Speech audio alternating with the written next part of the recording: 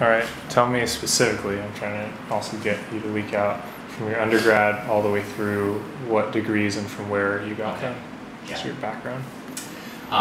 So I was pre-med undergrad at the University of Pennsylvania and did a master's in education at the University of Pennsylvania. Was teaching 2-3 years in the public schools, then went to Trinity Evangelical Divinity School in Illinois, where Joe and I met. And after that did 16 months in the mission field in Japan. And after that did 2 years of Japanese studies at Harvard University.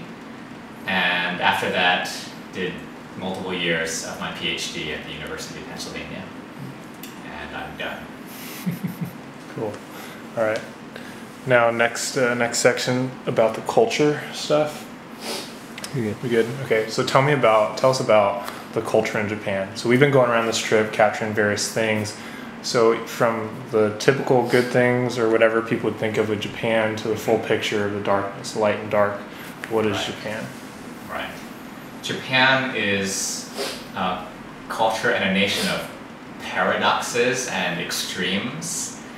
You will not find a more polite and, in a certain sense, gracious society, understanding society. You actually find a lot of internationals who love being here because they're so warmly welcomed and they're not judged, and that's a marvelous thing. You know, if you don't look like me, Asian, and you're lost, you know, a Japanese person may bring you an hour to your location with a stranger. The Japanese are fervently loyal friends.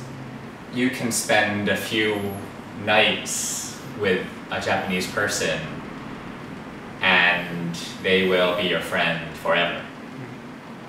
They do not take relationships casually and commitments casually. And it's a wonderful thing to experience, especially to be on the receiving end. So, you know, we were in a class of mine teaching at the seminary, and I'm saying, you know what? We cannot outgood the Japanese. We can't outgood the people around us. We take the best good person in our church, and any other group in Japanese society, they'll find their champion, and they'll be just as good. So in that kind of a society, where do we find otherness? Where do we find distinction when the society around us is more good than we are?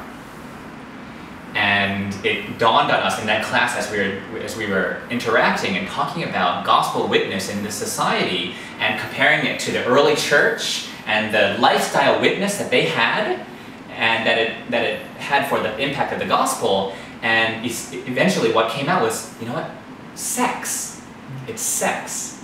Sex is the component of kind of human life and society where the gospel and the biblical view of sex and relationships is unbelievably distinct. The society today, in a lot of ways, reflects, it's been hundreds of years like this. You can read old literature from old Kyoto of the artisans and merchants walking down the street with their boy. And today, Japanese society is, in Japanese law, you know, legally speaking, you know, it's legal to possess child pornography. They, at one point, according to Interpol, were the #1 producers and providers of child pornography on the internet in the world.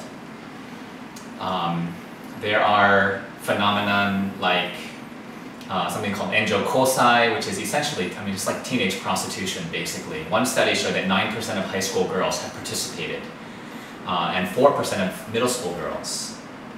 So there are these huge fissures and huge pains in the depth of, especially youth culture, that this generation is carrying with them that is really contributing towards a really powerful sense of hopelessness, of wandering, of identity seeking, And one of my greatest concerns is that it seems like in many ways the church is not ready to capitalize on the opportunity because the door will be open for a limited time.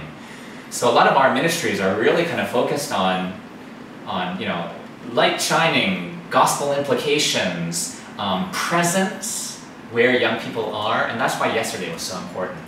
That's why yesterday was, will forever change our whole ministry, that we will now be in the heart of the city, in the darkest of places, being a really rare light that shines. A small light, but nonetheless a light that pierces the darkness. And one whole area will really be in kind of sexuality, and what it means to model marriages, and what it means to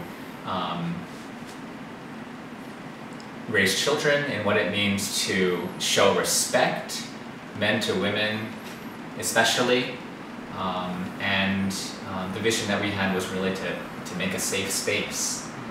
And one of the areas that we think about safety that is not safe in Japanese society is in sexuality. It's not a sexually safe place, nor is it emotionally in some ways, nor is it relationally in some ways, nor is it physically sometimes. Certainly not spiritually.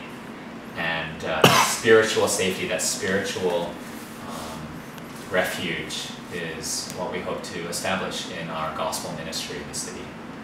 Great.